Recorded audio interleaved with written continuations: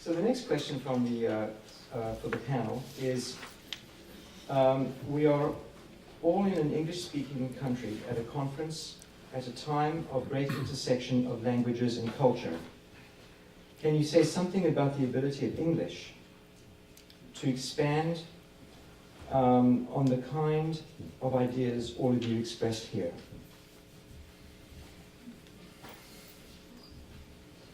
Can you repeat the question? English teacher is stubborn. We're in an English-speaking country at a conference at a time of great intersection of languages and culture. Can you say something about the ability of English to expand and take on the kinds of ideas all of you expressed here? Michael. Stephen, you're next. I'm struck by Ibn Arabi's philosophy of translation. The Tarjuman al-Ashwaq, which means translation of desires or longings, is also reflects the notion that meaning is in the translation, that meaning is not a static in one place. And he talks about how everywhere the beloved sets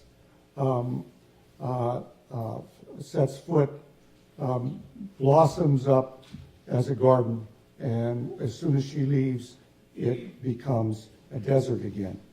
So in terms of meaning, every time the meaning is in constant motion, and one of the motions that we saw, that we've been discussing, is the fact that at this period, as was just mentioned, the meanings of the vernacular languages, non-Arabic languages, were embracing and finding ways, not of simply translating in the sense of taking from one language to another something which is there, but creating that living conversation in which the second language somehow becomes another site for the gardening of where the beloved steps. And Jaroslav Stekevich, one of the great scholars and translators of Arabic poetry, once said that, and I think this is in the question, which is so thoughtful, that in order to translate, one has to, in some sense, what is translated has to enrich the language into which it's translated. There's no existing English that can receive these meanings, and it's part of that creativity for English to grow and shape as it does. And I think that's one more thing about translation. It shouldn't only be for people that teach foreign languages to care about translation. I often think that translation is something we do all the time. Every time we have a discussion with a friend and we think we're talking the same language, and we say, "Oh, you meant that?" Yeah. And it took hours of conversation to finally figure out what was meant, and sometimes a lot of difficult feelings can get brought up. So life itself, I think, in Ibn Arabi's thought, is a constant process of translation and a constant and a joy to be engaged in that.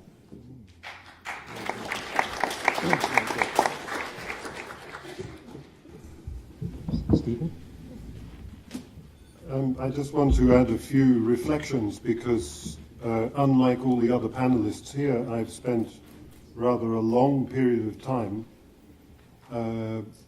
working with foreign students learning English. And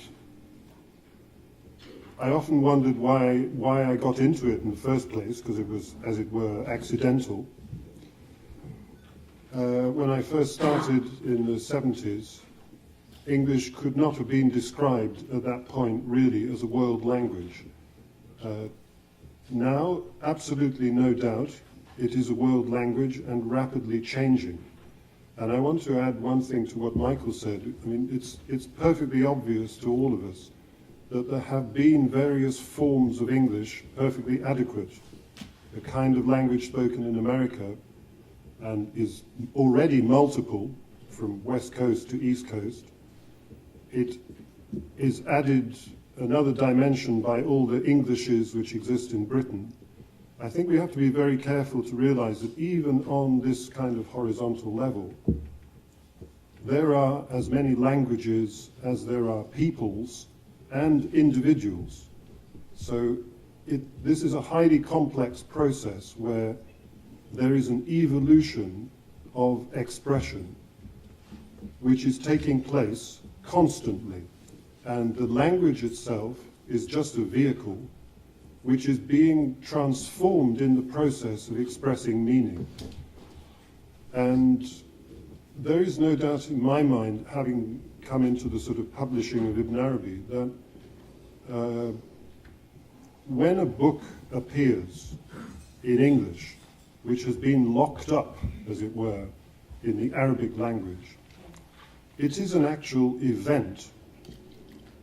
It's a bit like a bomb going off. If you're near it, you feel it, you hear it. Maybe other people will hear about it.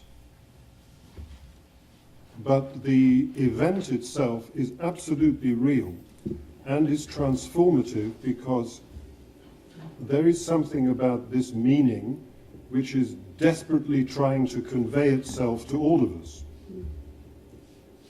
Because it's our very substance, we can't avoid it. I mean, I agree completely that how can we possibly avoid mystical experience? It's the very substance of living as a human being. It's not usually talked about like that because people think of wonderful mystical states and so on and so on. But the reality is that we're constantly being involved in being educated in the reality that we actually are. Every human being is going through this process, knowingly or unknowingly.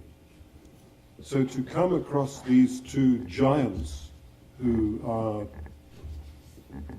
wonderful turjamans, wonderful interpreters, and as Pablo mentioned this morning, Ibn Arabi says a turjaman, an interpreter, is somebody who unites several languages. So that's a wonderful image to have because that means that these people that we speak about are really bringers of meaning in a way that is completely without limit. And everybody who reads what they write is participating in this expression of meaning. I think there's little to add to all of that. But I just would like to say that I think many of us, just growing up as a dictionary generation, very often think of translation in terms of equivalency. Like we could find, are we going to be able to find something in the target language into which we are translating that is an equivalent or identical to the original. So very often there is this fear that the translation is going to be a pale copy of the original, or this whole notion of original, which is different from whatever else is generated. I think Michael put it very nicely that in this interaction with the text, meaning regenerates itself, and also in the interaction of reader with the text, that happens again and again. So when in classroom we talk about translation, and usually one of the great fears that the students have is what is going to be lost in translation. My response is that translation is a lost and found place. So it's not just losing, you in fact find a lot there as a result of interacting with this text and what you produce as a result of it, which is pure creativity. It's not copying something. But I would like to add a point which is, I think, irrelevant here, which is if the voices of the people we need to be heard are not known and have not found a space for themselves in this target culture, having good translations are going to go to waste. Because if you didn't know, for example, that Forough Farrokhzad lived in Iran in the 20th century and wrote some of the most daring, imaginative expressions of her life, you're not going to look for the translation that, Amin Banani and Joshua Kessler did, which is fabulous. So in some ways, it seems to me that for those of us who have access, whether academic or non-academic, one way would be to graft those voices on our own and somehow bring it into the culture so that these names and these works find recognition, and as soon as they are given a little room, they grow their own roots and they grow and they have their own life. And then the good translations obviously become very, very important to use.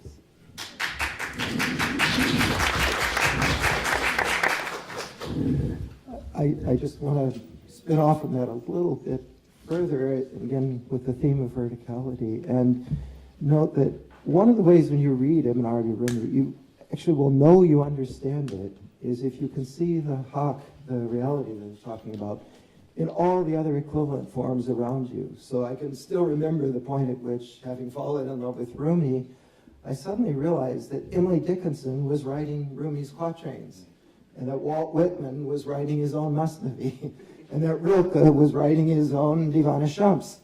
And so that they ceased to be different languages and began to seem the same, what this wonderful chronic term, mantik, this communication, which is, for Ibn Arabi, each of us is a tarjuman, because we're taking the divine signs and we're returning them to their source. We can't help it, that's what we do. So it's very important not to get bogged down to just language of English or French or German or Arabic, but to realize that in our own day, and I can still remember the time when I thought, you never mentioned these things in the old days in academia. I don't know some of you may remember Ro Holbrook, who was at some of our conferences and so forth. And I remember when she came to Paris, and we were she was living nearby us, we were having a kid at the time, and I'd seen this amazing, it wasn't a good movie, but the theme song of it was really amazing. And I said to her, this is amazing. This song and this silly movie really makes me feel like the same equivalent of reading Rumi. And she said, well, of course, if Rumi were around today, he'd be doing rock music, at the time. And no words can be, we might call it a different name now. This was 30-odd years ago. But it was the first other academic I'd met who actually admitted such things. And it was a liberating moment for me.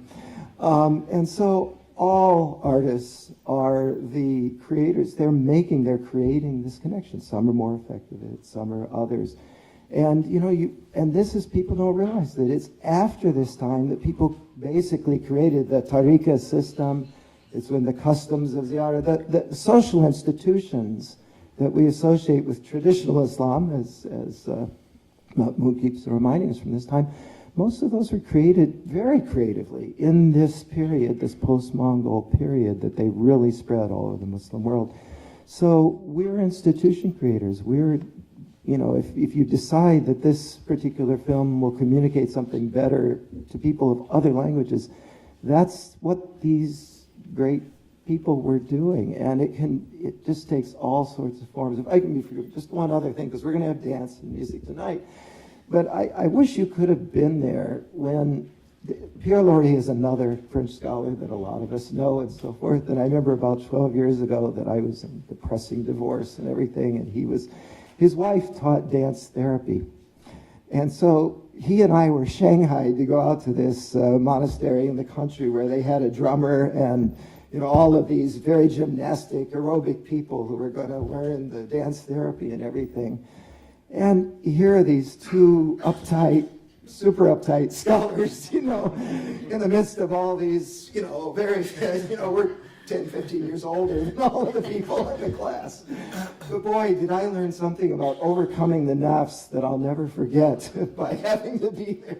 I mean, not by having to be there, because you can't be depressed when you're dancing to this really good music, you know. And so, I mentioned that just because something like, it wasn't Rumi, you know, it's Sultan Veled and others who created all the instruments of the Mevleviya and their music and their dance and their whirling and so forth. But if you do it, it communicates something to you that words might never get to you. So whether it be dance or film or music or just new forms of sohbet, sohbah, and so forth, what we're being asked to do always, as people did back then, is to create new ways to make that connection between the hakika and its form and its expression, and to communicate them. And that's why when I come to these things, I always want to see, where are the young people here? Because if you don't have the young people, this will die out just like other things died out. We're right here. Yeah. Well, I've spotted you guys.